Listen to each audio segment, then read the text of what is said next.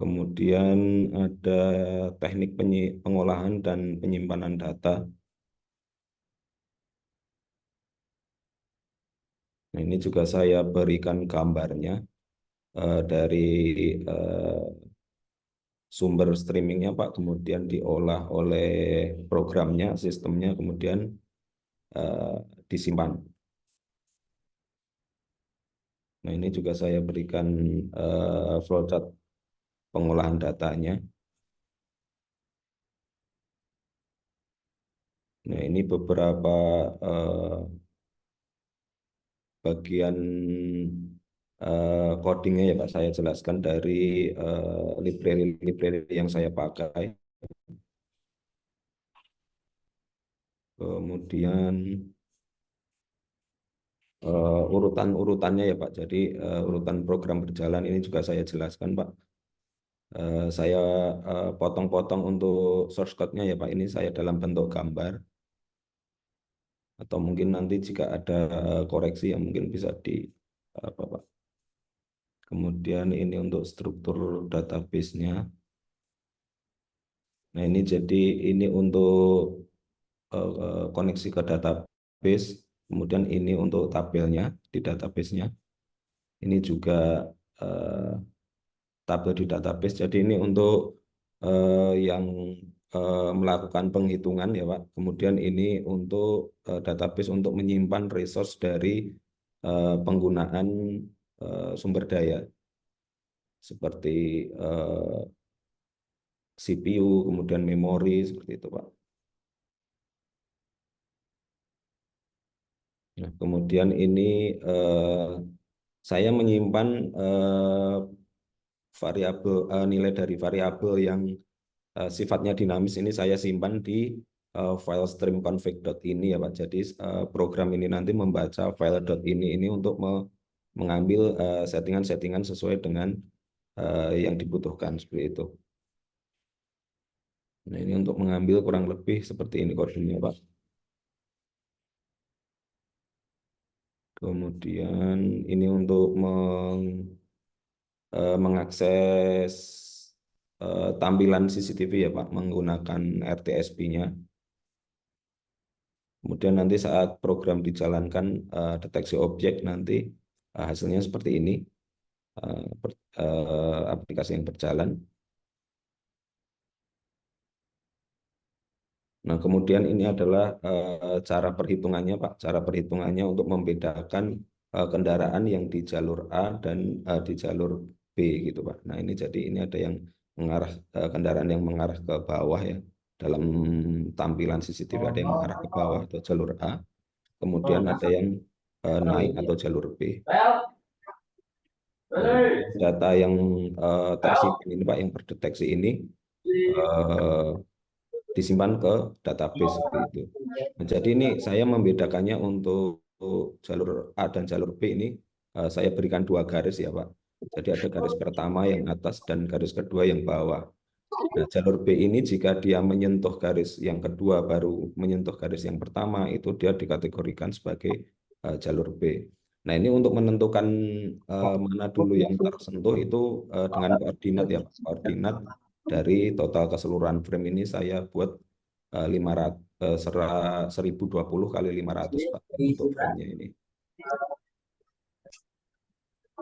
Nah, kemudian untuk teknik analisa data ini saya menggunakan visualisasi data, Pak. Jadi ini data saya tampilkan agar data ini mudah dimengerti dan bisa diekspor ya, Pak, berdasarkan sesuai dengan grouping, bisa waktu, bisa waktu itu bisa per jam atau per hari seperti itu, Pak.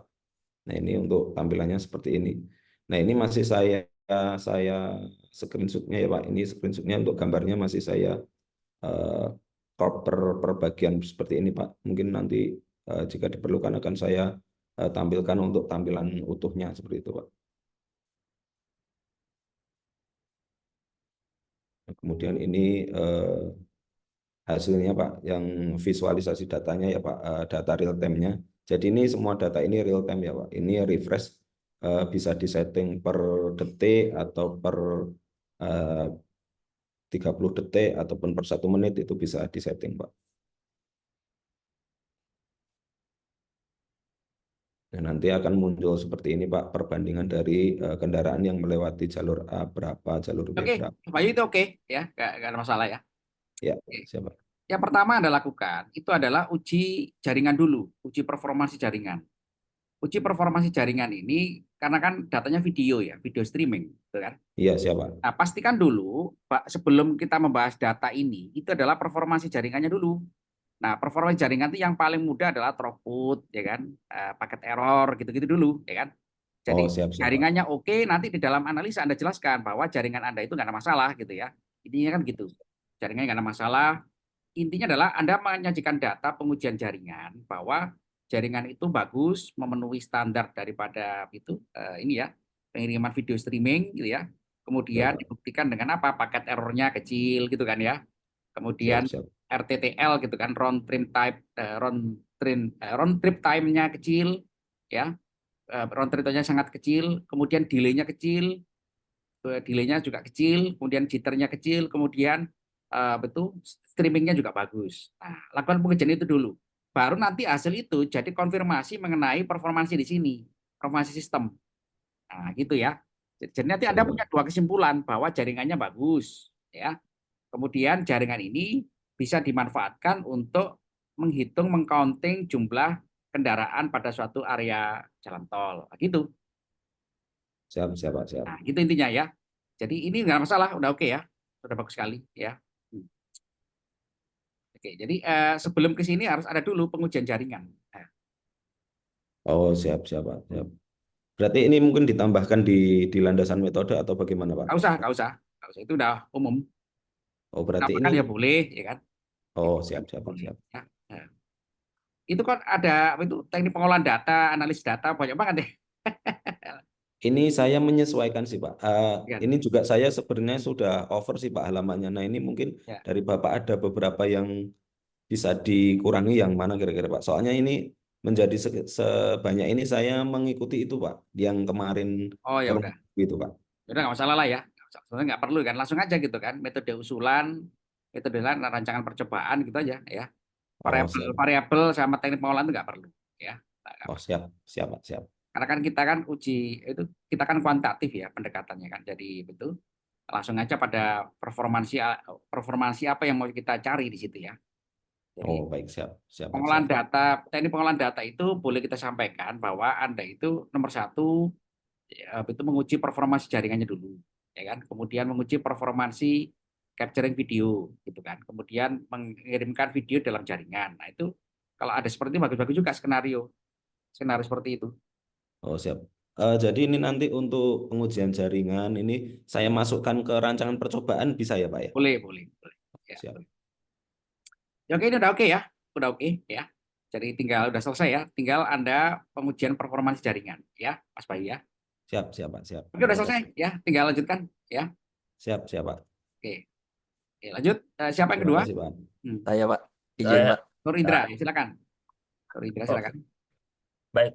Terima kasih. Sebentar.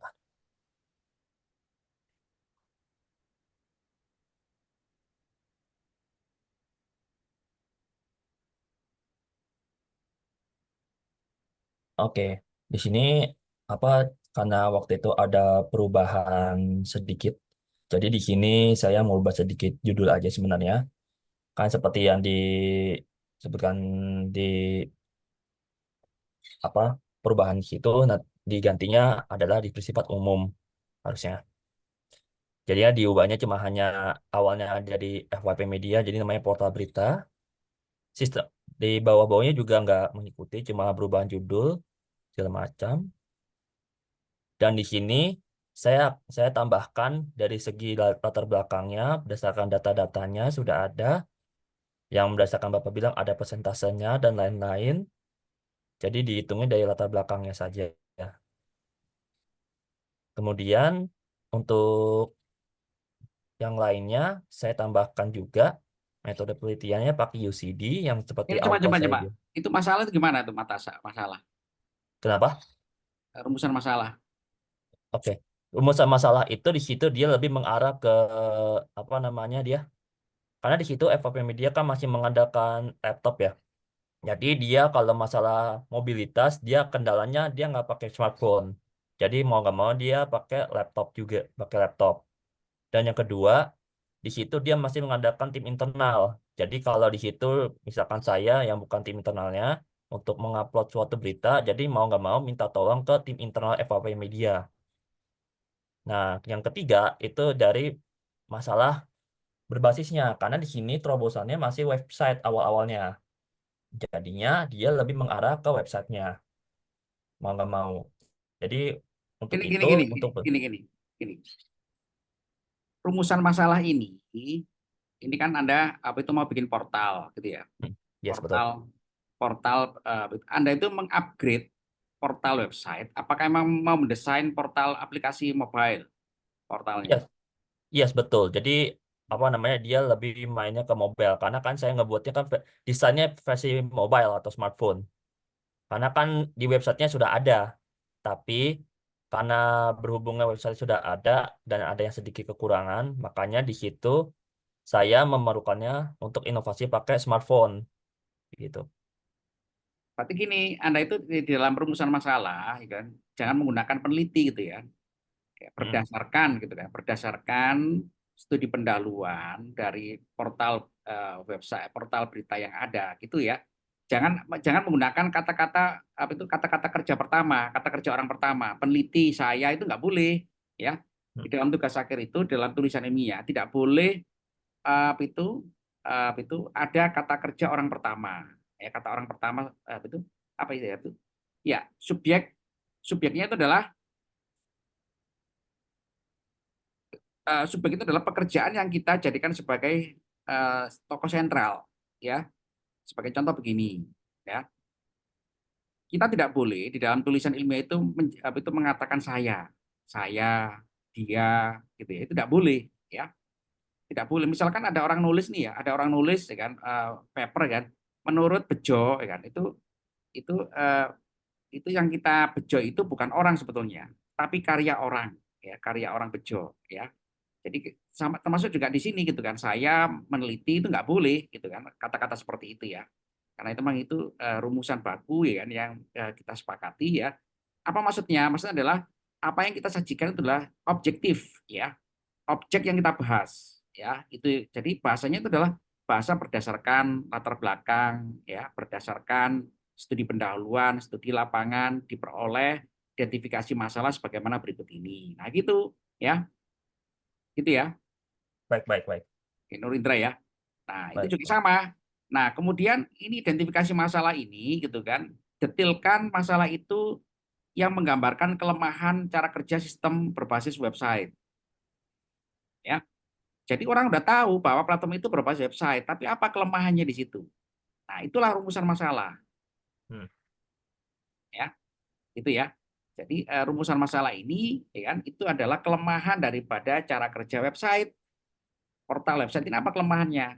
Nah, Anda bisa jabarkan dari sisi user UI-nya, user interface-nya, dari UX-nya, nah gitu ya, dari database-nya, dari prosesnya, gitu macam-macam ya. Itu Nur Indra Baik, baik. ya. Jadi jangan pada pembuatannya gitu kan, pembuatan berita masih mengandalkan tim internal itu, ini kan nggak terkait sebetulnya dengan Hmm, hmm. gitu ya. Jadi rumusan masalah itu kaitkan dengan prinsip kerja, cara kerja aplikasi ya.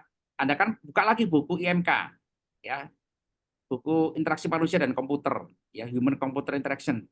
Apa itu prinsip-prinsip daripada desain aplikasi ya. Desain aplikasi itu ya kan itu harus memenuhi prinsip daripada user center design. Apa itu user center design? User center design artinya adalah aplikasi atau web digunakan untuk specified user. Hmm. Yang specified user itu menggunakan aplikasi Anda untuk tujuan khusus. Dengan cara apa dia melakukan tujuan khusus? Dengan cara yang efektif, efisien, dan itu kemarin apa ya? Efektif, efisien gitu ya, dan itu handal ya, seperti itu ya. Jadi di sini harus Anda sampaikan konsep user center design-nya itu ya. Nah, ini kan ada ini user center design-nya ya.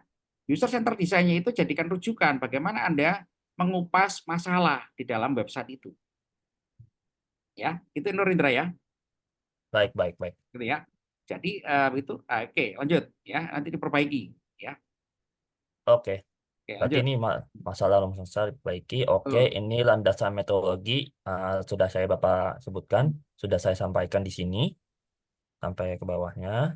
Dan untuk yang bab 3-nya, implementasi, di sini saya akan menjabarkan tentang yang pertama kayak prosedur cara kerjanya, karena di situ saya menjelaskan deskripsi kegiatan pokoknya, yaitu melakukan proses atau pembuatan berita dari aplikasi Volta Berita, dan fungsinya terkait atau orang yang terkait itu adalah fungsi adminnya juga, ada fungsi adminnya, fungsi pembuat berita sama fungsi pembaca. Terus di sini ada namanya teknik sampel atau contoh. Di situ ngambil proses sampling, yang mana dia berfokusnya mainnya ke user persona. Nah, di sini user personanya udah ketemu yang seperti di tulisan ini, udah ditemukan orangnya seperti mencari kandidat yang cocok. Dan di sini berdasarkan alasannya sudah dijabarkan juga. Dan untuk dari pencatatan, penyimpanan dan pengolahan data, di sini sudah saya jabarkan. Dari pencatatannya di situ main observasi alias atau survei. Caranya dengan pengajuannya pembuatan berita sampai tampilan interface-nya dari FYP Media untuk melakukan pengamatan. Untuk penyimpanannya, jadi di situ penyimpanannya hasil observasinya dan interviewnya nanti akan disimpan ke Figma. Dan artinya Figma itu jadikan catatan seperti notes yang seperti di sini. Apakah dari hasil survei ini akan dimasukkan ke notes-nya ke Figma. Oke, bagus, Nah, bagus. Itu udah konsepnya ya, user center design ya. Di situ udah bagus ya.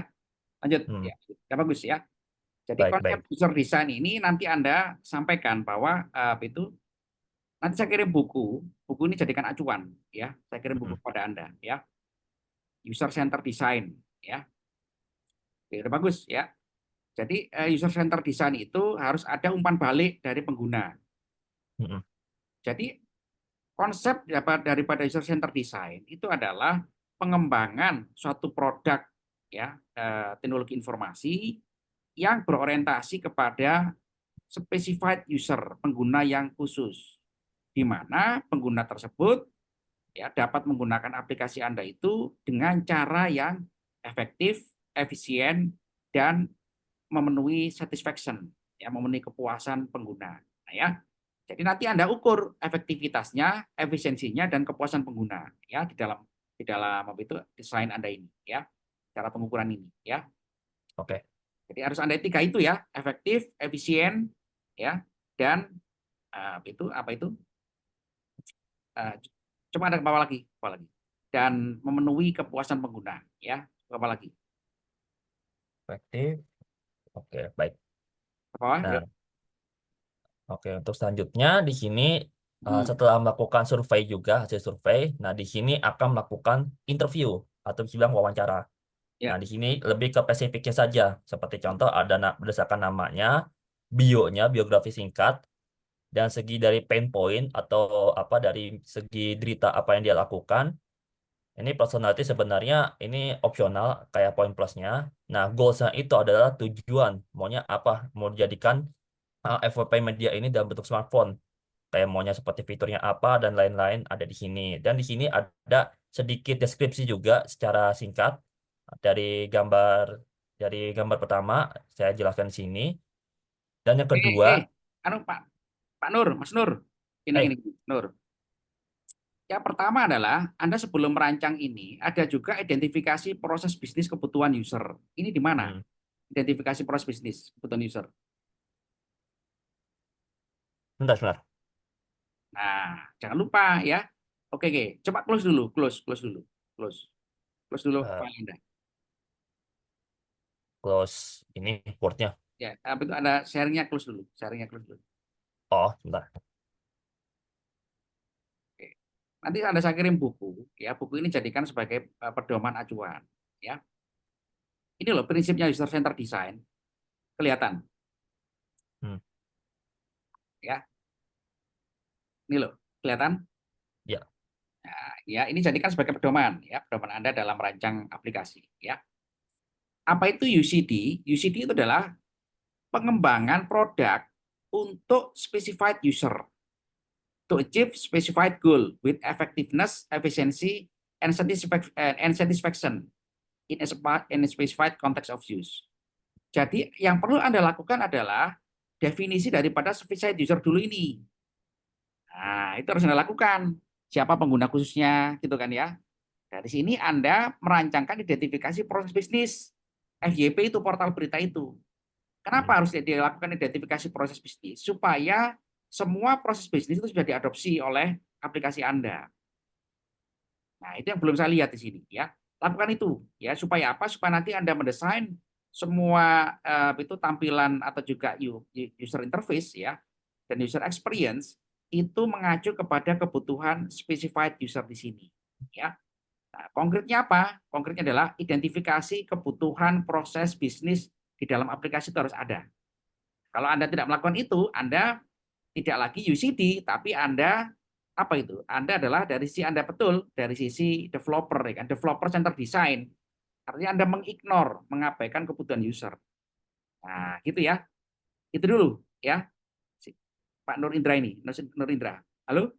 Oh, berarti ini ya, apa yang tadi yang lewat sticky notes tadi, nanti dibikin, deskripsikan, ada secara detailnya, kebutuhan kayak gimana. Iya, Jadi, betul. nah, Betul. Anda tidak boleh gitu kan mengabaikan pengguna. Penggunanya seperti apa? Pak, ini penggunanya adalah pengakses berita. Contoh deh, Anda sering kan belajar toko online, belanja di toko online. Nah, toko online itu kan dilakukan identifikasi. Siapa ini pengguna toko online? Satu, penjual, seller. Dua adalah pembeli. Pembeli pun bermacam-macam. Penjual pun bermacam-macam. Nah, untuk Anda harus bikin model. Model dulu, jangan model yang kompleks lah, model sederhana aja. Penggunanya siapa, gitu kan? Adminnya siapa, gitu ya. Kemudian provider beritanya siapa, dibuat itu klasifikasi, penjelasan. Kebutuhannya apa saja. Dari situ Anda baru bisa merancangkan konsep daripada user case diagram ya yang mengacu kepada ini gitu kan, user center design. Nah, yang tadi Anda gambarkan itu. Ya. Nah, gitu ya. Jadi lakukan itu juga tambahkan ya, tambahkan saja ya supaya nanti Anda nggak salah gitu ya. Anda mengklaim user center design tapi sama sekali nggak ada analisis mengenai kebutuhan proses bisnis yang spesifik terkait dengan user. Nah, itu berbahaya.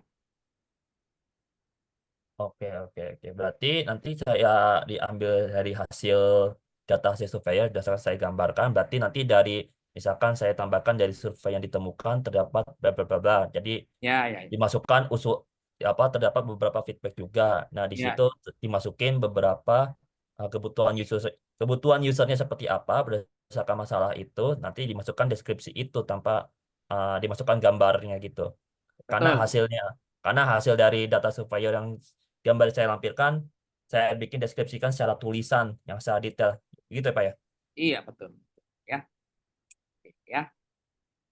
Oke, lanjut ya. Dikerjakan dulu itu ya, Mas Nur Indra ya. Oh ya, baik Oke, Pak. cukup itu dulu ya. Itu dulu Anda bereskan dulu ya. Ditambahkan juga latar belakang tadi itu ya, latar belakang. Baik. Nah, terima Oke, kasih nih cukup. Pak. Ya, gantian, ya. Boleh saya, Ya, Pak? Ya, oke, izin silakan. Pak, Izin, Pak. saya Pak. Saya dulu. Ya, silakan siapa duluan? Saya, Pak. Ya, Izin share screen ya, Pak. ya, silakan.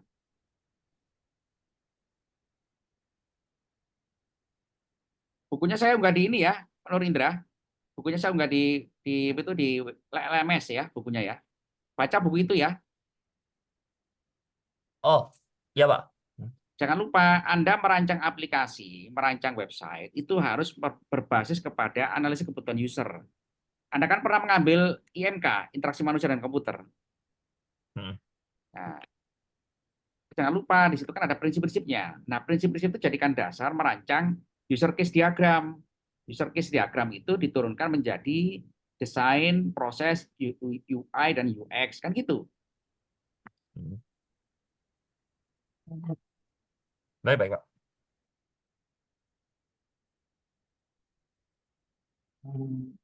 Izin, Pak. Kalau Silakan. izin, Pak, baik, Pak. Untuk di latar belakang kemarin kan ada permintaan dari Bapak terkait apa ya? Terkait data-data yang ada di serangan di internet ataupun data statistis. Nah, kebetulan saya kemarin dapat data dari BSSN di laporan pada tahun 2021.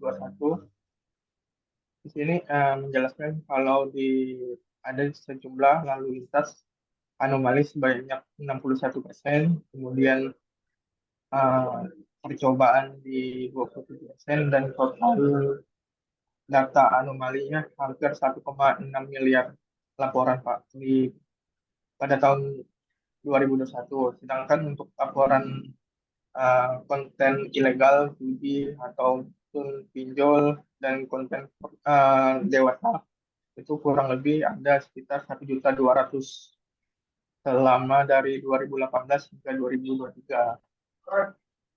Nah, kemudian mungkin dari itu dulu Pak. Kemudian lanjut ke rumusan masalah, tujuan dan manfaat penelitian yang sebelumnya sempat direvisi juga Pak. Di sini saya sudah merubah jadi lebih ke pernyataan gitu Pak.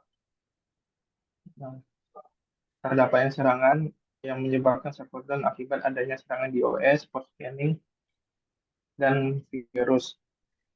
Kemudian untuk poin keduanya, banyaknya situs ilegal dan konten dewasa yang berada di internet dapat mengganggu efektivitas pengguna di jaringan.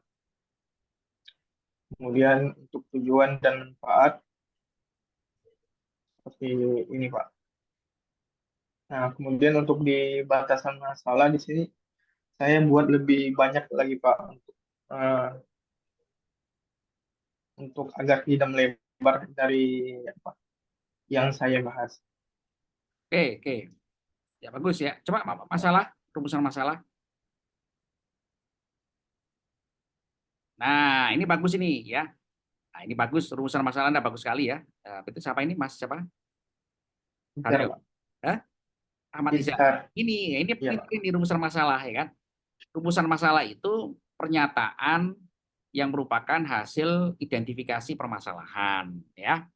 Nah, ini bagus ya kan. Terdapat serangan hacker yang menyebabkan server down. Nah, kita kan pinter ini ya.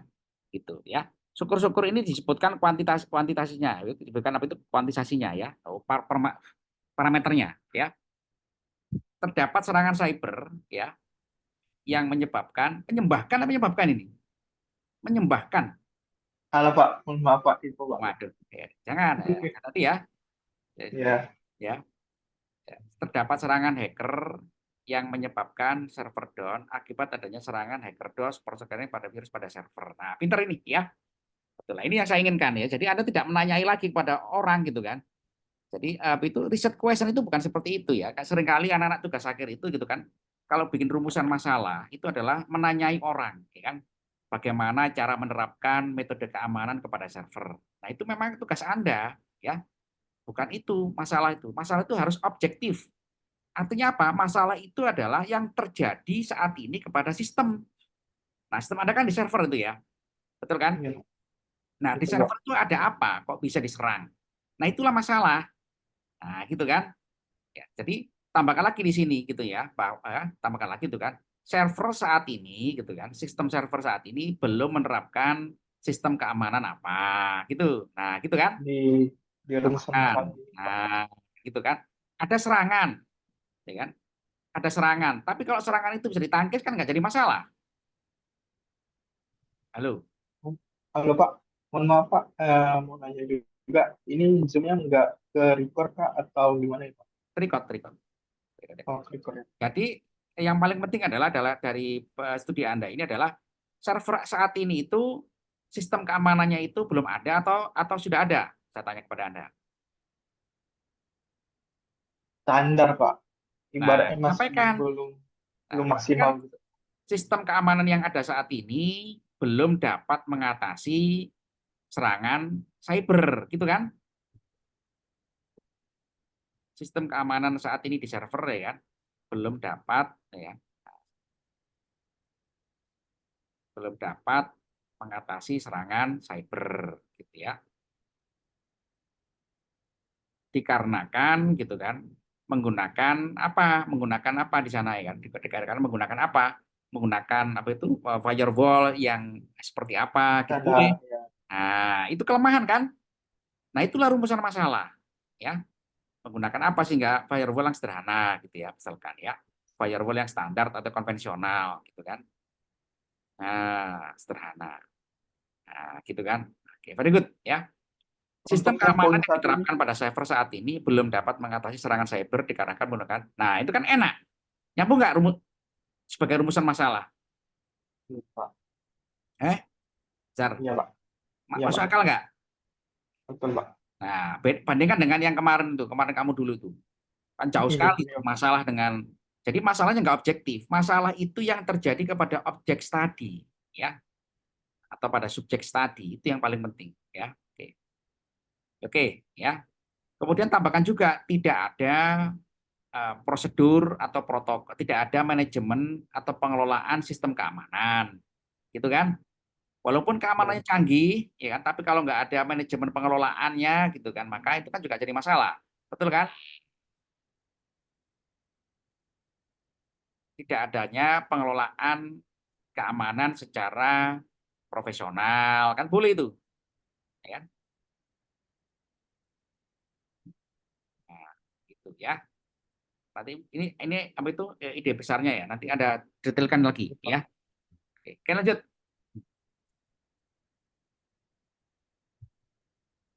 Tujuan penelitian apa? Begitu, Pak. Oke. Ya. Ini nanti tambahkan lah ya. Nah, intinya kan meningkatkan performansi keamanan, betul kan? Iya, betul. Intinya kan gitu, ya. Tujuannya kan meningkatkan performansi, ya, ya, keamanan, ya. Oke, lanjut. Kalau manfaatnya kurang lebih seperti ini, Pak. Lebih ke melindungi sama membatasi akses. Oke. Batasan masalah Kemudian itu untuk masalahnya yang harus dibatasi, ya. Batasan masalah itu asumsinya berapa serangan yang Anda jadikan studi. Itu intinya, ya. oke. Bukan metodenya, ya kan? Metodenya kan metode itu ini kan metode OPNS itu kan metode. Iya, betul, Pak. Nah, kenapa metode yang dibatasi? Kan yang dibatasi kan masalahnya. Coba Anda Kalau misal ya, kalau misalkan di apa ya? Dipertanyakan soal pakai metode lain gitu, Pak. nggak masalah, ya kan? Itu kan nggak masalah, itu kan masukan, Iya sih, Pak.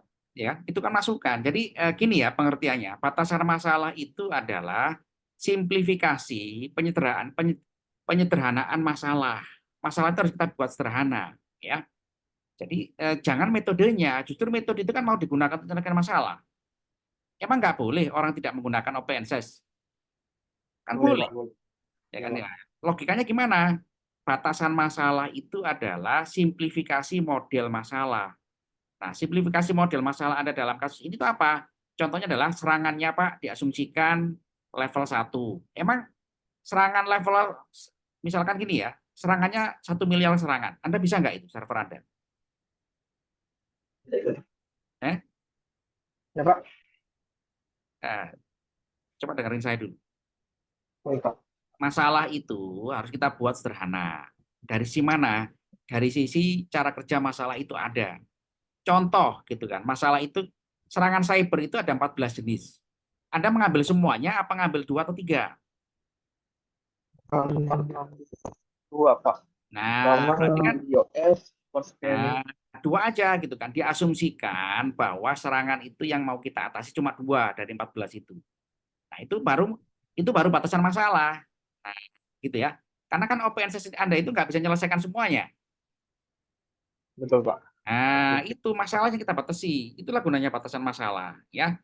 Kemudian kemampuan server. Nah, itu juga bisa jadi batasan masalah. Servernya kemampuan seperti apa? Nah, gitu ya.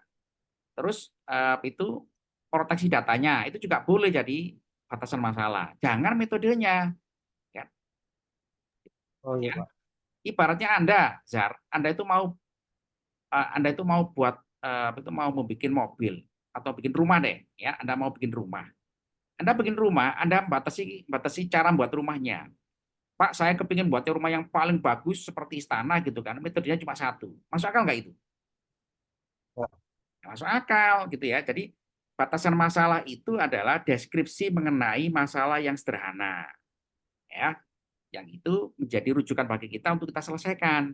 Pak, dari 14 ini saya cuma 2. Nah, itu jadikan batasan masalah. Nah, gitu ya. Ya. Nah, seperti ini, simulasi DOS menggunakan tools logic, nah, itu bagus, ya. Artinya environment simulasi dibatasi, ya. Gitu ya. Oke. Oh ya. Itu ya. Oke, lanjut. Untuk bab 2 ini masih belum banyak yang saya perbaiki Pak sesuai dengan Oke. domain baru. Nah, kalau kurang lebih bab 2 saya lebih ke metodenya Pak. Ya, oke. Ini Itu metode cukup. NDLC-nya. Oke, cukup ya. Itu nanti itu Boleh pelajari lagi dan ya, pelajari lagi. Gini, Anda gitu kan, itu harus mempelajari performansi keamanan, ya. Alat ukur keamanan itu apa? Alat ukurnya, ya. ya Pak.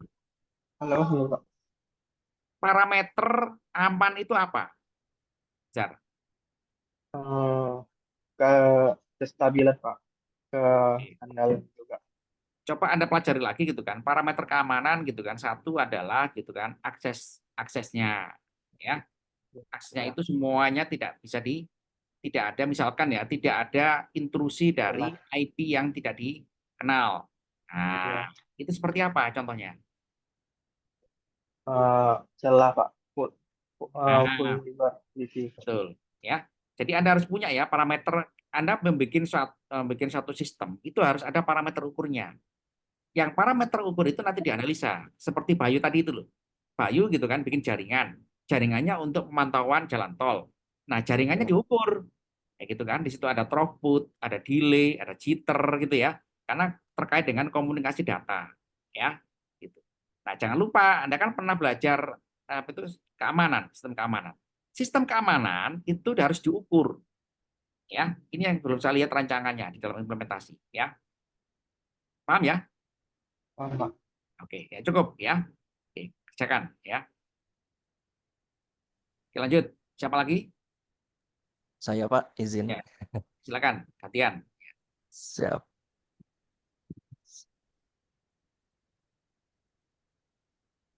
Ah, sebentar Pak. Nah, ini untuk bab 2 saya Pak. Ya. Topiknya berkaitan dengan penetration testing dengan pendekatan black box menggunakan OWASP framework.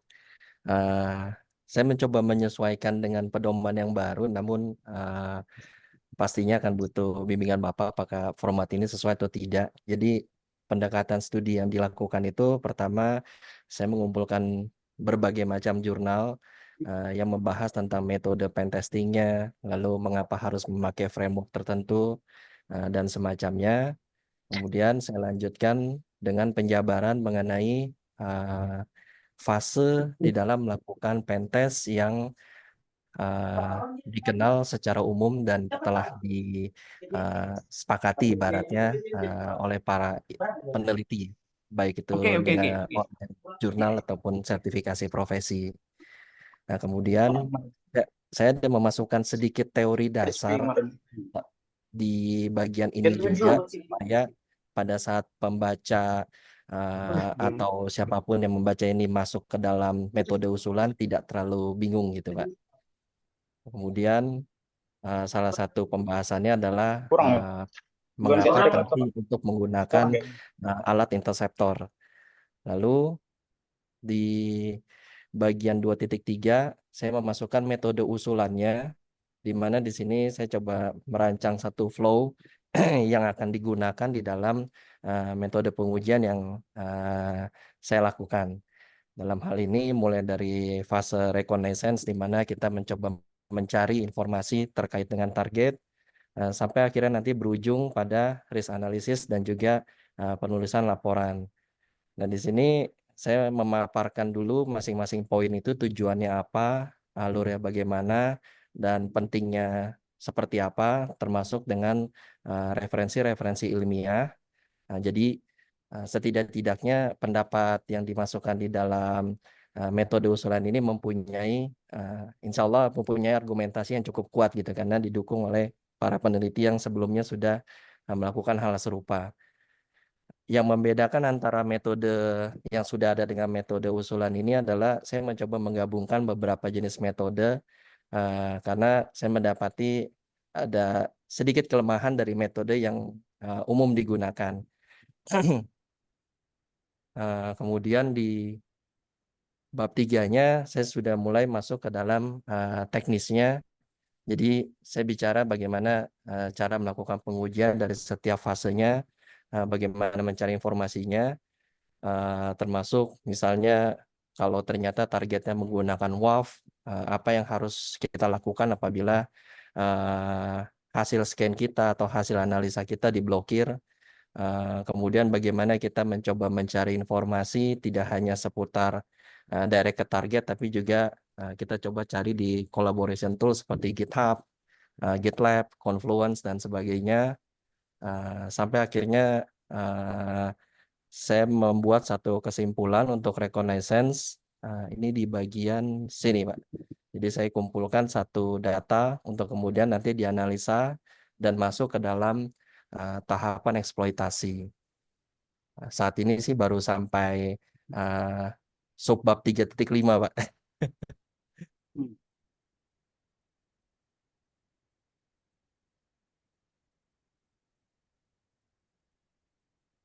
Oke, Ya, oke, siap. bagus ya. Gini, Izar, masih ada Izar di sini. Halo, Yohanes Mbak, ada. atau Izar, Pak? Oke, Izar sama Anda itu hampir Nah, sama, kalau pertama itu saya dipaksa dulu. hampir sama ya. Pola begini, Oh, jalan, Anda pekerjaannya berbeda. Satu adalah proteksi data. Kalau si Sapit Anda kan proteksi data ya di level Anda ya. Karena security itu kan ada 3 level ya. Ada di level jaringan ya, ada di level software atau operating system, ada di level data security. Nah, Anda ini kan di level data security, betul ya? Kalau saya di application security, Pak, izin. Enak yang ungu daripada yang Di coklat. software ya? Jaringan. Di software Iya, security. Pak, betul. Bukan di Iya. data ya? Tujuan akhirnya sih kita mencoba memanfaatkan kerentanan di aplikasi untuk menarik data, tapi fokusnya lebih ke sisi application security-nya. Oke. Berarti Anda di level bukan gini maksudnya. Yang Anda lindungi apa security itu kan melindungi sistem. Sistem mana yang Anda lindungi? Betul, Pak. Jaringannya, operating system atau aplikasi atau datanya? Sebenarnya kalau ujungnya pasti melindungi data, Pak. Harus dibedakan Hanya dulu. saja Ya. ya, karena kalau Bedakan misalnya dulu, kita ya. bicara Kalau meretas, ya ini harus Anda perjelas dulu ya. Aplikasi itu 3 layer ini ya. Anda mau merancang yang mana ya? Merancang kalau misalkan si Izar itu kan tadi kan web attack ya. Web attack itu kan artinya apa? Dia di level jaringan. Betul kan? Firewall gitu kan ya. Itu di level situ ya. Kalau level data contohnya apa? Enkripsi gitu kan ya yang digunakan. Nah, Anda ini di iya, level saya dapat poinnya. aplikasi. Di level aplikasi kalau gitu, Pak. Nah, oke, bagus. Nah, gitu maksud saya ya. Siap, Oke, Anda siap. di level aplikasi. Karena kalau Anda di Ya, level data, itu harus Anda mainkan enkripsi gitu kan ya. ya betul, Pak. Ya. Oke. Terima kasih, Pak. Ini udah oke, udah bagus ya. Parameter daripada security aplikasinya yang harus Anda tampilkan. Ya, siap, Pak. Jadi Anda mengukur gitu kan, penetration testing itu apakah merupakan bagian daripada parameter application security ya, dalam Ya, jaringan. siap, Pak. Coba Anda Baik. pelajari gitu kan, CAPP kan. CAPP itu Cyber Security Assessment Parameter Profile. Nah, ya. Coba Anda pelajari ya. CAPP itu standarnya kan, standar mengenai bagaimana mengakses, mengkaji parameter keamanan. Nah, sebagai framework ya. Jadi Kalau izin Pak, kalau di saya menggunakan framework CVSS Pak untuk perhitungan parameter keamanannya. boleh. Ya, Ya. Tapi yang penting parameternya apa saja. Nah, siap Pak. itu yang belum saya lihat di sini ya. Jadi Oh iya, framework itu nanti itu ada adalah di parameter. siap, Parameternya. Salah satunya siap Pak. penetration testing. Nah, penetration testing itu bisa di level jaringan, bisa di level aplikasi, bisa juga di level data, ya. Nah, Baik, Pak. ya. bukan hanya penetration testing ya, tapi juga misalkan penetration apa itu misalkan ya kan, misalkan ini apa itu apa membanjiri flooding ya, membanjiri ping apa namanya itu flooding ya, flooding DOS, semacam DOS ya. DOS, Pak. Nah, Ya, flooding DOS ya kan, itu kan flooding DOS itu kan diuji. Aplikasi ya. Anda itu diserang oleh pembanjiran ping gitu ya, dibanjiri ping dari jutaan orang. Nah, itu kan apa namanya parameter cyber security? Saya lupa itu ya. Itu Eh, Kalau untuk DOS sebenarnya dia fokus areanya lebih ke menguji availability-nya, Pak. Kalau nah, di topik yang ingin saya tekankan ini lebih kepada bagaimana kita melihat confidentiality atau integrity dari suatu data itu dapat diganggu melalui kerentanan pada aplikasi, Pak. oke bagus ya. Ya, ya, Pak. Anda ukur gitu kan bahwa ukur integrity parameternya apa? Integrity data itu. Nantinya salah satunya adalah seberapa besar dampak dari suatu data itu dapat diubah dari kerentanan yang dieksploitasi oleh seseorang, Pak. Berarti itu adalah ini ya, apa itu integrity data ya. Ya, sebenarnya sih Ya, sudah ada formula jadinya, Pak, dari si VSS ini. Nanti kita hanya tinggal menyesuaikan uh, impact dari kerentanan yang dihasilkan itu apa gitu. Jadi beberapa contoh faktornya adalah apakah kerentanan ini dieksekusi ketika kita butuh login atau tidak. Kemudian yang kedua, apakah kerentanan ini dieksekusi dengan pengguna butuh interaksi atau tidak. Misalnya kayak menyebarkan ransomware itu kan butuh interaksi. Tapi ada juga jenis kerentanan yang tidak butuh interaksi untuk kita eksekusi. Nah, itu beberapa contoh parameter ya, Pak. Lalu oke. nanti dia akan mengeluarkan satu formula angka tersendiri. Berarti Anda itu data yang diukur itu data integrity ya, bukan ini ya, bukan apa itu Yang diukur nanti sih larinya ke risk-nya, Pak. risknya ya. Iya, Eh, betul. jangan tergesa-gesa dulu ya. Siap, Pak. Parameter data integrity itu apa dulu? Integritas data kalau dari si VSS dia akan melihat misalnya contoh apakah data yang diubah itu adalah PII atau bukan. Nah, Uh, berarti kan rekognisi itu ya tadi ya, recognition tadi ya. Makanya tadi kan ada ya, recognition tadi ya. Oke, ya reconnaissance tadi, Pak, betul. oke. Jadi Kalau sebagai contoh di tahapan ini kita mengganggu level confidentiality-nya. hmm, Karena dengan menggunakan satu teknik dorking sederhana, kita bisa menarik confidentiality dari si target, misalnya username, password, kemudian IP, dan segala macamnya. Lalu oke, nanti oke. ya, siap. Ini hampir sama kayak blockchain ya, ya bersama ya. Oke, coba data integrity itu kan intinya kan yang mau kita cek itu kan konsistensi ya, konsistensi gitu ya. Jadi konsistensi itu antara yang dikirimkan dengan yang diterima gitu kan, konsisten datanya ya. Nah kalau gitu Anda itu sebetulnya bukan di level aplikasi sebetulnya kan, di level data security Anda ini. Tapi saya lebih berbicara tekniknya sih, Pak. Nah iya, Teknik pengujiannya. ya, yang Anda uji ini kan sebetulnya kan data, betul kan? Bukan aplikasi kan ya? Aplikasi, Pak. Iya, Eh, aplikasi, Pak, fokusnya. aplikasi. Coba nanti dicek ulang ya. Coba dicek ulang sesuai dengan dasar teori yang kita gunakan ya di dalam cyber security. Cyber security itu kan ada di tiga area tadi itu, di level jaringan ya, di level aplikasi sama di level data ya. Nah, kalau Anda tadi itu terkait dengan data integrity ya, berarti kan Anda itu levelnya level data tadi ya, data yang dikirimkan ya. Data yang dikirimkan. Nah, data yang dikirimkan tadi itu clear Anda kan bahwa Anda gitu kan mau ngecek itu integritinya ya. Nah, oke nggak masalah nanti bisa kita diskusikan. Coba saya kepingin lihat Siap. parameternya apa dulu. Parameter integrity data ini Iya. ya. Saya boleh izin share satu tulisan saya yang lain, Pak, Oke. untuk Ya. ya sebentar, Pak.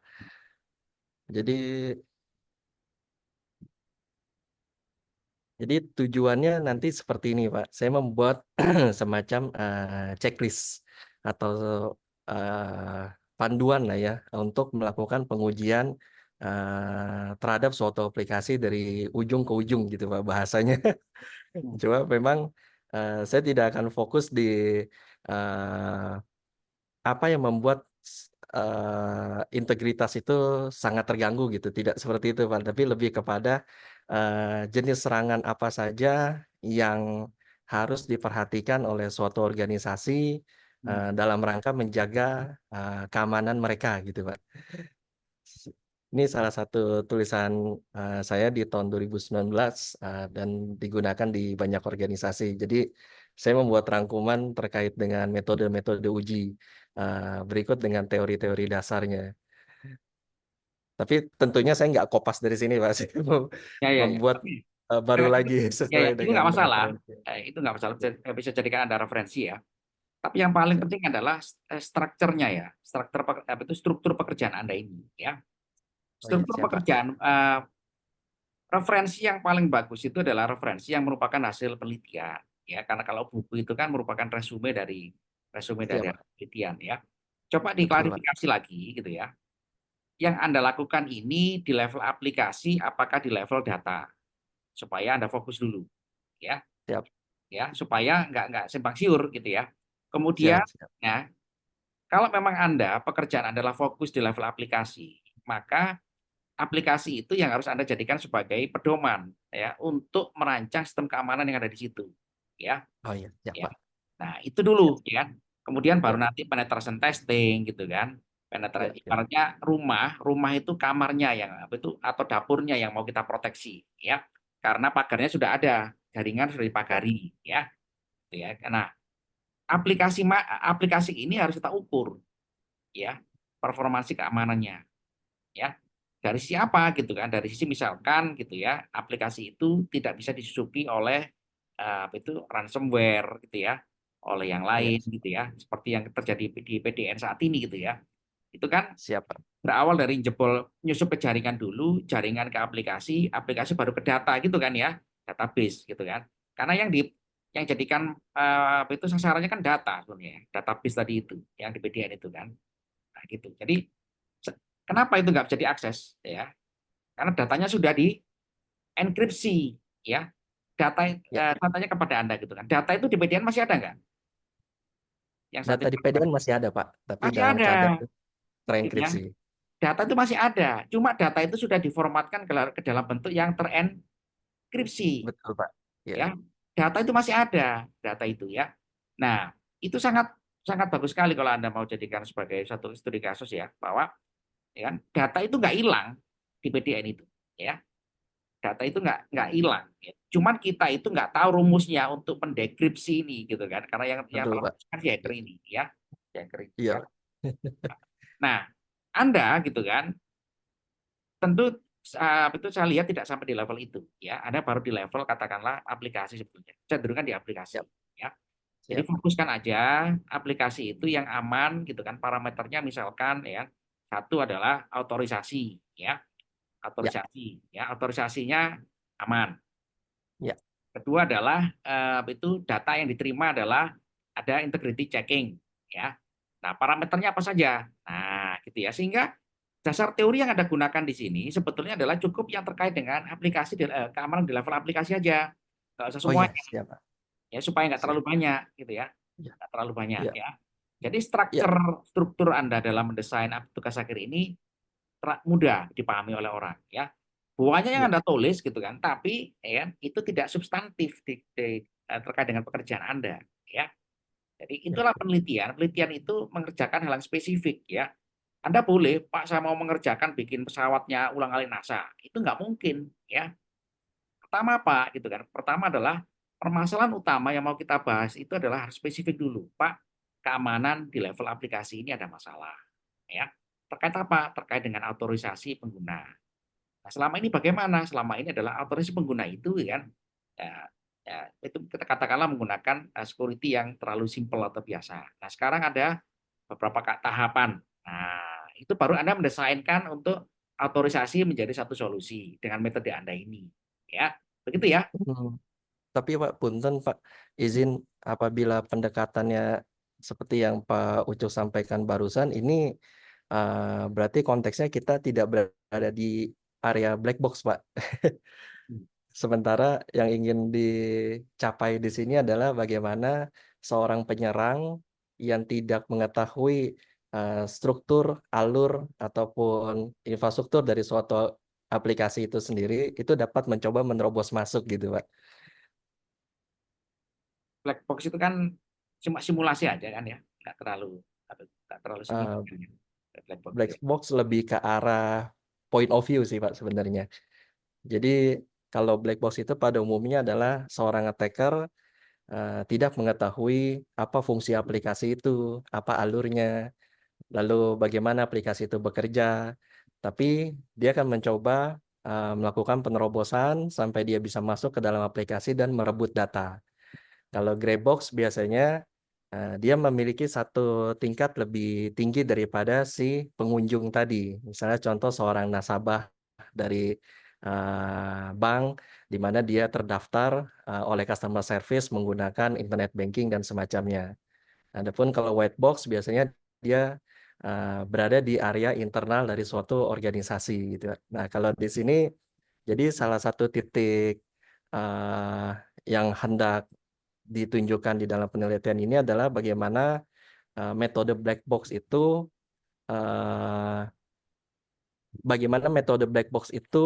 efektif apabila afwan, maksud saya adalah bagaimana metode black box ini kurang efektif apabila dibandingkan dengan metode yang lain gitu, Pak. Jadi salah satunya tuh saya ingin memperlihatkan transisinya.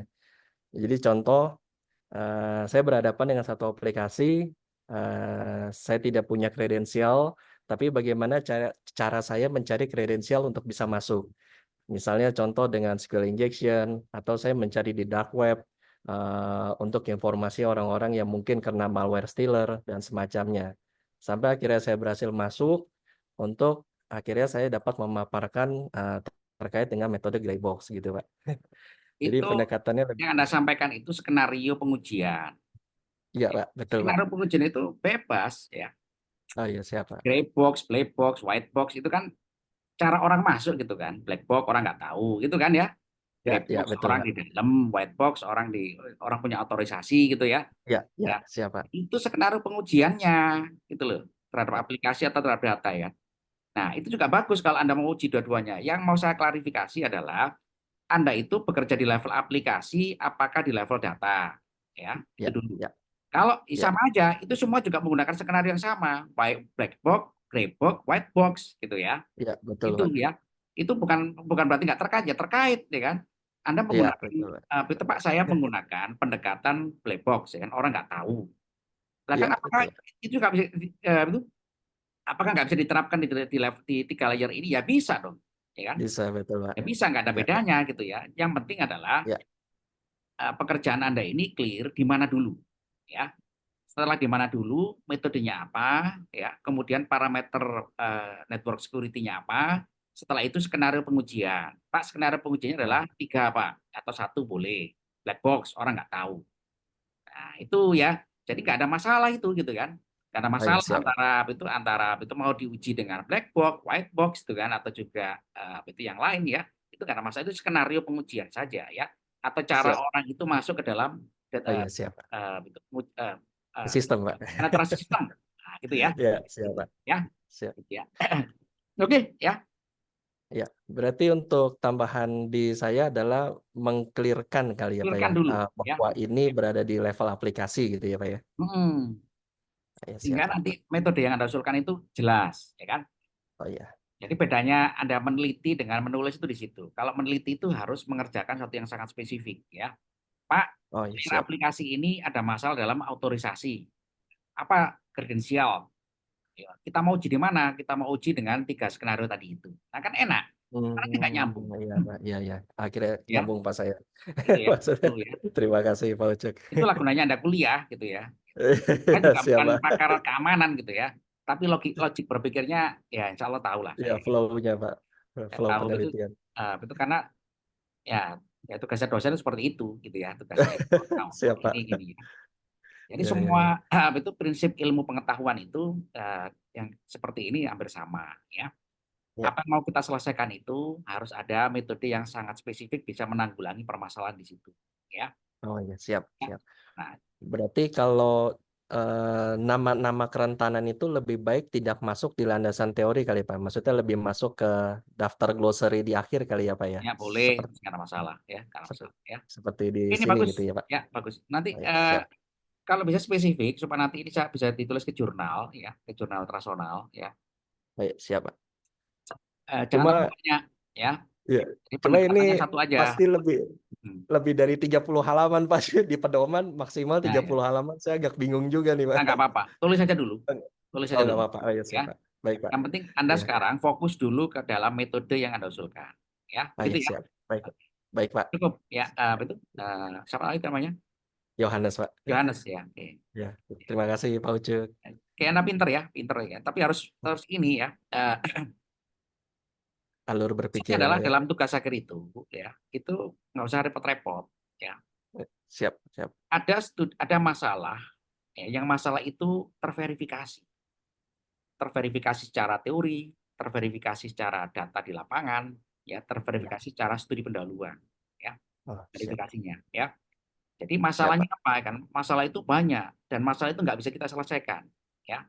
Masalah itu tidak akan mungkin bisa diselesaikan dengan metode yang kita miliki saat ini. Tapi kita bisa approach mendekati permasalahan itu, ya. Betul, Ya, betul, itu prinsipnya yang betul. harus kita pegang, ya. Ya, Oke, cukup, ya. Ya. Betul. Selanjutnya siapa? Ya, terima kasih Pak Ucup. Oh, ini izin Pak, Hmm. saya Haryo Pak.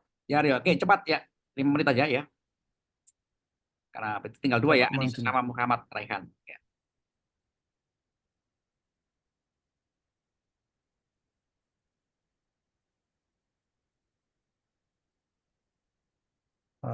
Sebentar Pak. Sudah terlihat ya Pak? Ya, oke.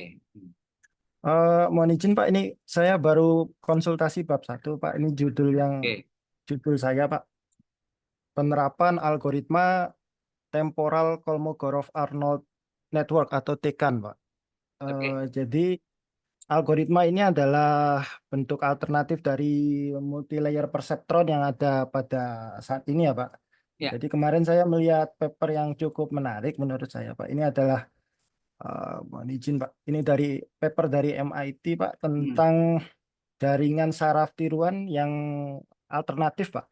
Yang mana biasanya kalau kita melatih di neural network itu biasanya kita melatih bias dan bobotnya ya Pak, weight and bias ya. Kemudian nanti kita masukkan ke dalam activation function, sedangkan di Kolmogorov-Arnold network ini dia melatih activation function ya Pak. Jadi dia tidak menggunakan weight dan bias.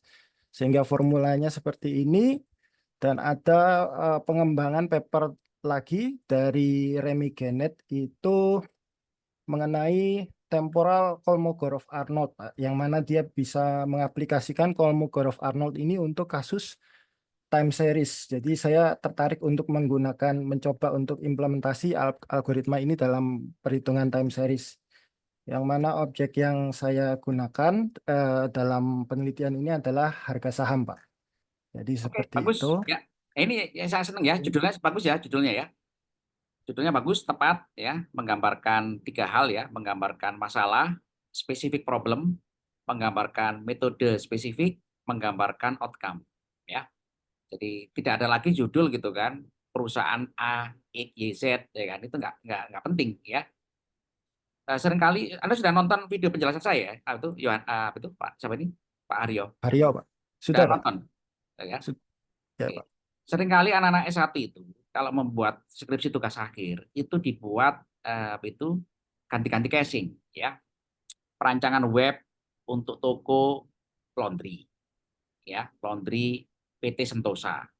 Perancangan web untuk laundry PT Harjo. Jadi cuma ganti-ganti PT-nya saja ya. Jadi tugas akhir itu bukan proyek ya, bukan proyek kita di industri ya. Tapi tugas akhir itu adalah proyek itu kegiatan penelitian ya. Yang kegiatan penelitian itu yang mau dieksplorasi adalah penerapan metode untuk anak 1 ya. Penerapan metode dengan kreativitas Anda ya. Metodenya sudah ada ya. Anda tidak dituntut untuk bikin metode baru ya. Seperti Pak Aryo ini kan dia itu mengambilkan metode dari MIT ya, temporal KN ya. Kolmogorov Network. Nah, itu bagus ya. Jadi yang mau kita tinjau di sini ya itu adalah itu satu itu kan kelebihan daripada Kolmogorov temporal network ya. Ya, betul ya. Ya betul Temporal Pak. gitu ya. Ya. Oke. Jadi Pendahuluan apa yang mau sampaikan? pendahulunya simpel aja nih Pak. Ini ada beberapa paper tentang survei paper ya Pak tentang metode-metode yang dipakai dalam deep learning untuk time series harga saham. Ini sudah saya masukkan. Kemudian disebutkan bahwa yang paling populer itu biasanya digunakan adalah LSTM, Pak, long short term memory. Kemudian di sini disebutkan bahwa ternyata LSTM itu ada beberapa kekurangan. Sebenarnya bukan kekurangan, tapi kemungkinan ada kekurangan itu, yaitu ada masalah gradient vanishing dan sebagainya. Yang mana terkadang kalau kita tidak melakukan tweaking itu akan terjadi loss memory jangka panjang, Pak. Nah, karena itu di uh, menurut Remy Janet di sini dia bisa menggunakan temporal Kolmogorov-Arnold networks untuk mengatasi masalah itu, Pak, pada LSTM. Jadi jadi ada dua paper sebenarnya yang dikeluarkan oleh Remy Janet ini. Saya sebenarnya yang paling mudah temporal Kolmogorov-Arnold network ini, Pak. Untuk yang transformer ini lebih rumit lagi arsitekturnya, tapi saya akan coba explore lebih dalam apakah bisa saya coba untuk terapkan, Pak. Karena sebenarnya tekad ini arsitekturnya rumit, tapi Remy Janet sendiri sudah membuatnya dalam bentuk model yang sudah tinggal bisa digunakan. Jadi bisa kita ukur nilai akurasinya nanti. Jadi Oke, tujuan penelitian Mario gini Mario. ya, Di dalam apa itu pendahuluan itu sampaikan dulu urgensi mengenai prediksi harga saham. ya Pak. Kenapa sih kok penting prediksi harga saham itu? Ya, kan? Sampai dijadikan penelitian oleh Anda itu. Kan terkait dengan apa itu trendingnya trading. Trading itu kan sekarang online, gitu kan? Nah, Anda sampaikan data-data mengenai perkembangan bisnis trading itu. Penting, gitu kan? Orang itu kan sekarang berlomba-lomba forex dan trading. Nah, sampaikan bahwa ini penting loh. Intinya kita mau ngomong penting. Cuma kita mau ngomong penting itu nggak semudah itu. Kita mau ngomong penting itu harus dengan data, gitu kan? Bahwa masalah ini penting, gitu kan? Masalah ini, gitu kan, akan ramai terus digunakan oleh orang sebagai perdagangan, itu perdagangan saham ya, sehingga orang itu membutuhkan tools untuk prediksi, kan gitu intinya, ya. Nah, latar belakang ini sampaikan, ya. Sampaikan mengenai apa itu data-data mengenai perkembangan trading saham, forex ya. Yang itu kan dan juga masalah-masalah yang mereka temui di situ. Masalahnya adalah mereka itu tidak punya data yang akurat untuk memprediksi gitu kan. Nah, gitu Pak Aryo ya.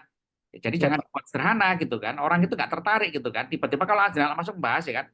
Ya kan? Orang itu di dalam terbelakang ini itu ada tapi itu harus bisa dibaca oleh orang umum.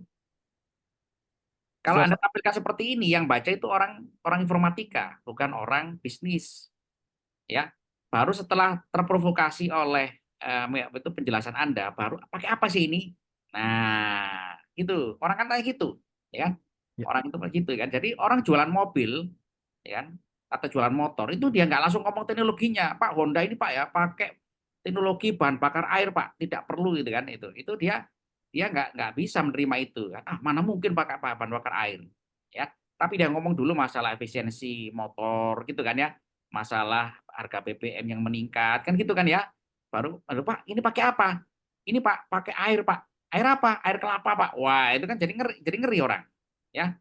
Anda jangan ngomong gitu kan, Pak ini Pak langsung saya jual motor Pak pakai teknologi air kelapa Pak gitu kan, orang nggak percaya gitu ya.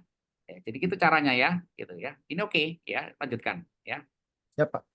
Rumusan Untuk masalah apa ini? Rumusan masalah. rumusan masalah di sini saya sebutkan bahwa tantangan utama dalam prediksi harga saham itu sifatnya kompleks dan dinamis. Oke. Jadi di ya itu tadi Nah, ini rumusan LSTM tadi masalah. kemungkinan. Iya. Ini aja langsung ada pada ini kan sudah bagus ya. Rumusan masalah itu adalah pernyataan yang menggambarkan kelemahan sistem secara terukur. Ya. Tadi Anda punya pembanding misalkan jaringan saraf tiruan dengan apa itu multi perseptron ya. Multi perseptron itu kelemahannya apa? Kok sehingga dimunculkan temporal KN ini? Nah, itulah kelemahan ya, representasi daripada pernyataan kelemahan. Pak, jaringan saraf tiruan yang menerapkan metode multi perseptron, ya kan? Di mana hanya karena melakukan itu updating pada bias dan bobot punya kelemahan dalam hal ini bla bla bla. Itulah pernyataan daripada rumusan masalah. Nah, bisa kira-kira Pak Siap, Pak. Aryo. Nah, Ya, Pak. gitu Nanti ya. saya perdalam, Pak. Siap. Gitu. Gunanya Anda kuliah itu gini gitu ya, supaya tajam di dalam berpikir maupun juga menganalisa ya. Jadi kelemahan itu adalah merupakan pernyataan yang menggambarkan kelemahan cara kerja satu sistem yang ada saat ini secara terukur. Gitu, ya. Karena penelitian kita ini kuantitatif gitu kan. Pernyataan itu seringkali kan anak-anak itu kalau rumusan masalah gitu kan, bagaimana cara menerapkan jaringan saraf tiruan untuk meningkatkan prediksi harga, itu bukan masalah itu gitu kan. Memang itu pekerjaan Anda gitu kan. Masalah itu objektif ya. Masalah itu yang terjadi kepada objek yang sedang kita studi. Nah, gitu ya, Mas Aryo ya. Siap, Pak. Ini semua ujung-ujungnya kan terkait dengan akurasi, betul nggak? Betul, Pak. Nah, akurasi itu macam-macam, akurasi jangka pendek, jangka menengah, jangka panjang itu kan. Nanti metode Anda ini yakin akurasi selama-lamanya sampai kiamat? Kan nggak mungkin. Nah, gitu ya. Jadi akurasi itu akan jadi masalah terus. Artinya apa?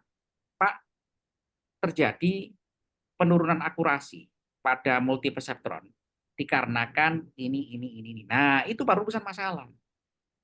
Ya. Jadi bukan ini untuk cerita-cerita paragraf ini bagus untuk identifikasi ya, tapi rumuskan. Berdasarkan studi pendahuluan yang dilakukan, diperoleh rumusan masalah sebagaimana berikut ini. Nah, gitu ya. Gitu ya. Untuk Siap, Pak. tujuan semua kalimatnya intinya kan apa? Intinya itu apa?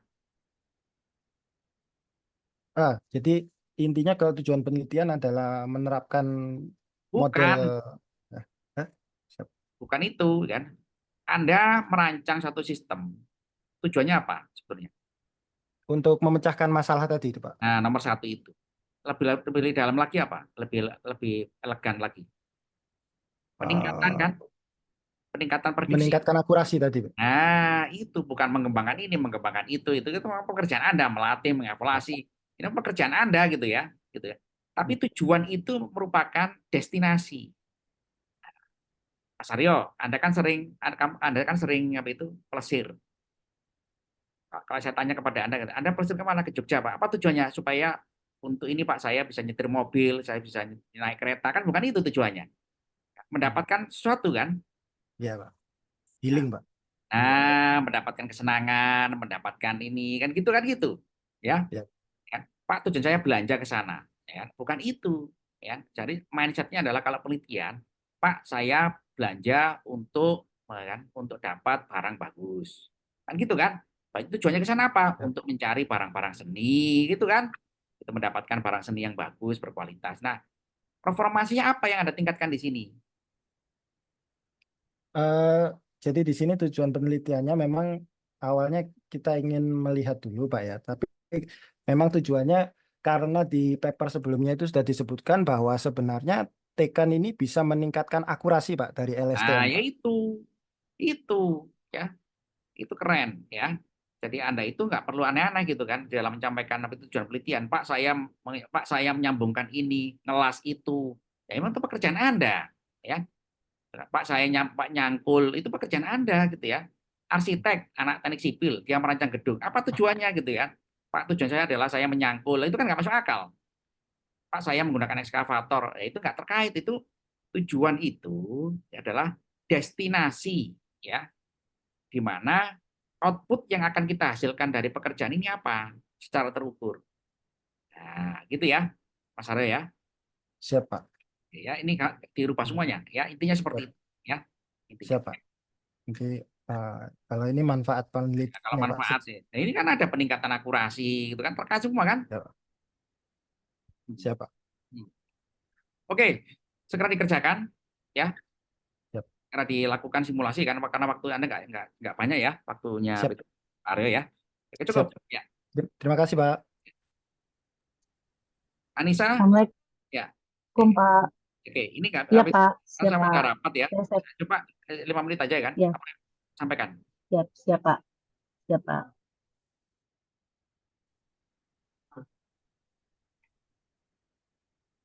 Assalamualaikum Pak. Ya, oke, salam. Sudah tampil ya Pak? Ya, Oke. kemarin kan baru disetujui judul ya Pak. Sistem pinjaman ruangan serbaguna sekolah menggunakan metode priority scheduling. Nah, di sini saya baru bab 1 nih Pak.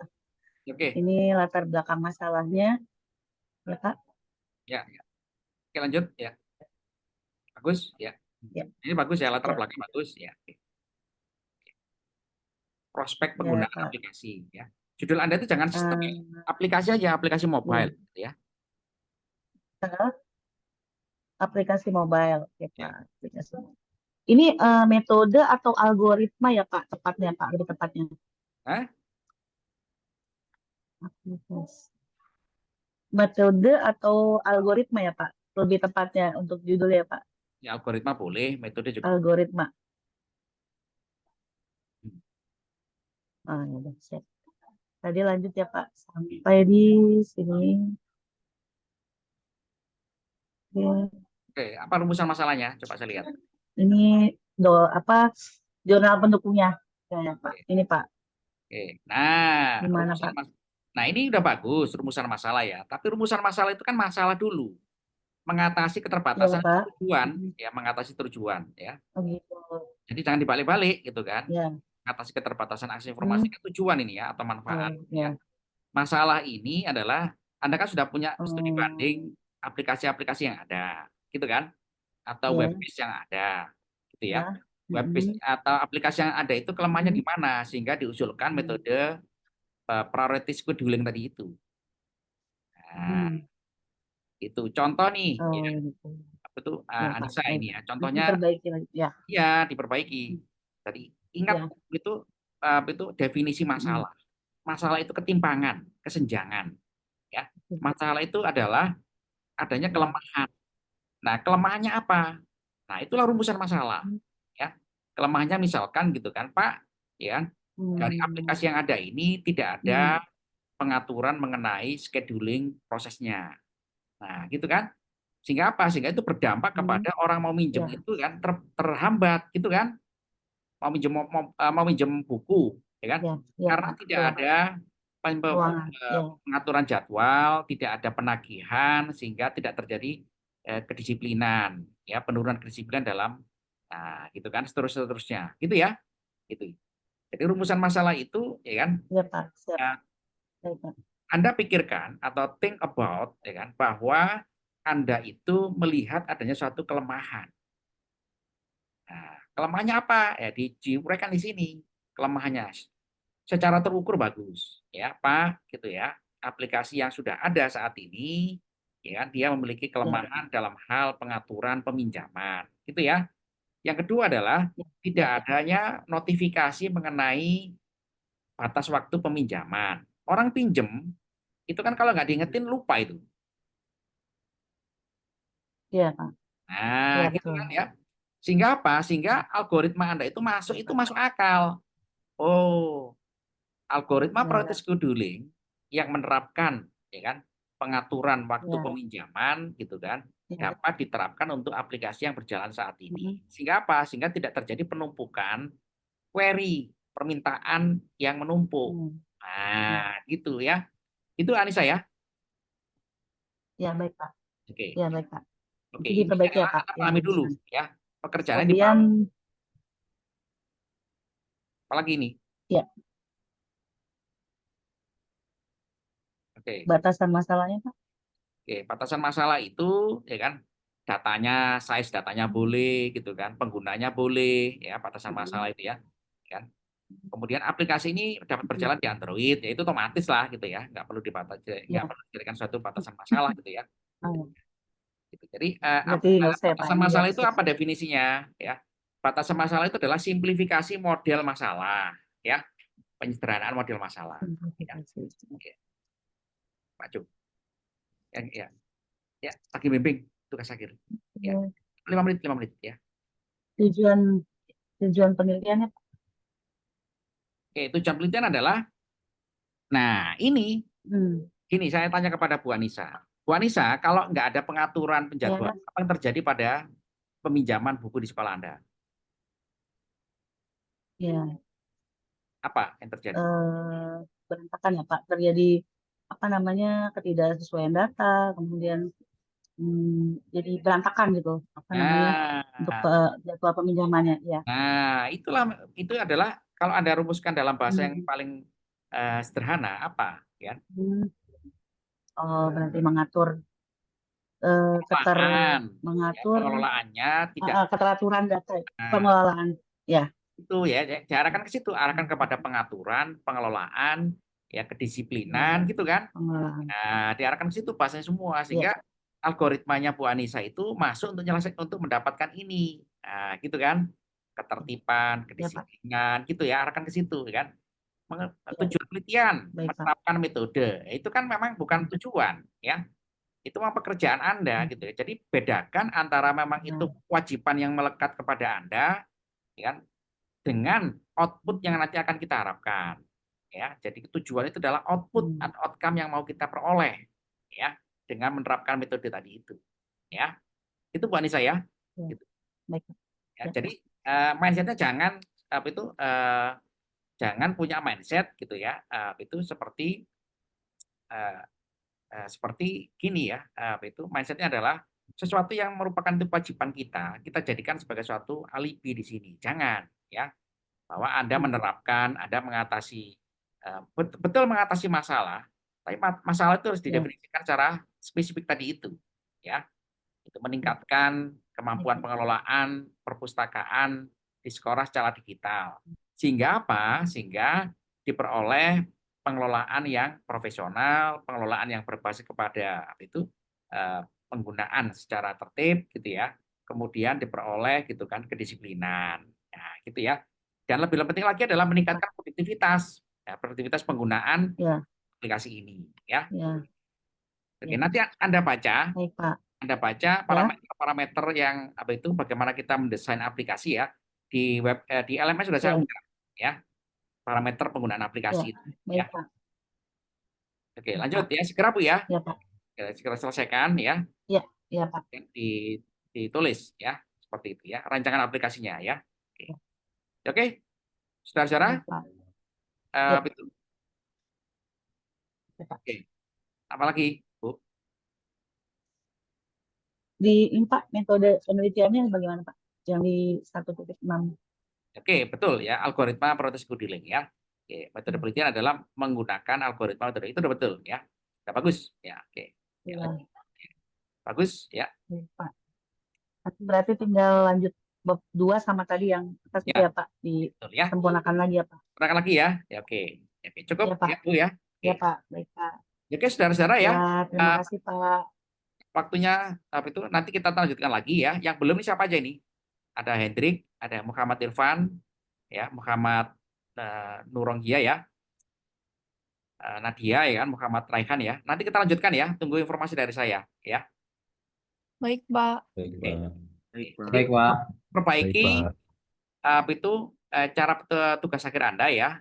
Itu nggak terlalu banyak-banyak ya. Yang penting adalah spesifik problem ya, itu harus dinyatakan dengan pernyataan yang jelas ya. Karena kalau Anda sudah menemukan masalah itu udah betul gitu kan, pekerjaan jadi mudah ya. Karena yang pertama dilihat itu adalah anak S1 itu harus bisa mengamati masalah dengan tepat gitu ya. Kalau Anda sudah bisa mengatasi masalah dengan tepat ya, berarti Anda sudah selesai tugas akhir Anda ya. Walaupun itu tidak tepat-tepat amat ya. Jadi pasti ada yang namanya faktor kesalahan ya. Oke, saudara-saudara ya, terima kasih atas waktu Anda ya. Nanti kita lanjutkan ya. Selamat pagi, assalamualaikum warahmatullahi wabarakatuh. Terima kasih Pak. Assalamualaikum. Wassalamualaikum. Terima kasih Pak.